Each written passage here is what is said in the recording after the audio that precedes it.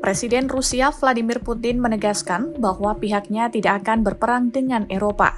Namun jika Eropa tiba-tiba angkat senjata, maka tidak ada keraguan soal itu dan Rusia siap berperang dengan Eropa. Hal itu Putin sampaikan dalam sebuah konferensi pers sebelum melakukan pembicaraan dengan delegasi Amerika Serikat yang dipimpin oleh Steve Witkoff dan menantu Presiden AS Donald Trump, Jared Kushner, di Kremlin pada Selasa 2 Desember 2025. Мы не собираемся воевать с Европой, я уже об этом 100 раз сказал.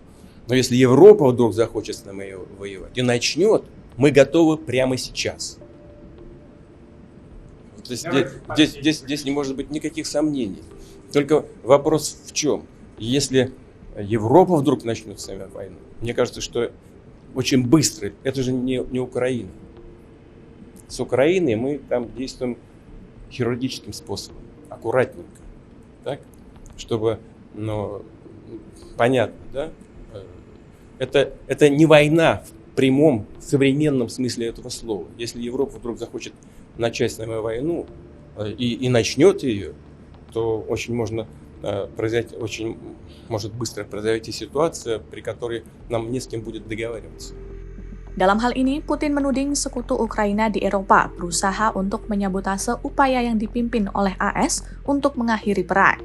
Putin mengatakan saat ini Eropa berada di pihak yang berperang dan menuding Eropa mengubah proposal perdamaian dengan tuntutan yang tidak dapat diterima oleh Rusia. Hal itu dinilai menghalangi seluruh proses perdamaian dan strategi untuk kembali menyalahkan Rusia. Pernyataan Putin sejalan dengan narasi yang didorong Rusia sejak Trump kembali menjadi Presiden AS pada awal tahun ini, yakni menuding dukungan kuat Eropa untuk Ukraina sebagai salah satu hambatan utama menuju perdamaian. Sebelumnya, Putin juga menegaskan bahwa perang di Ukraina hanya akan berhenti jika Ukraina menyerahkan wilayah yang kini dikuasai Rusia. Ia membeberkan operasi militernya bisa dihentikan jika Ukraina hengkang dari wilayah tersebut. Putin pun melontarkan ancaman jika Ukraina tidak mau menyerah, maka Rusia akan merebut wilayah dengan kekuatan militer. Sementara itu, Amerika Serikat terus mendorong upaya mengakhiri perang antara Rusia dan Ukraina yang telah memasuki tahun keempat.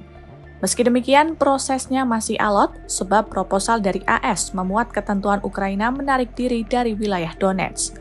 Lebih lanjut, proposal tersebut juga menyatakan bahwa wilayah Donetsk, Crimea, dan Lugansk akan diakui AS sebagai bagian dari Rusia.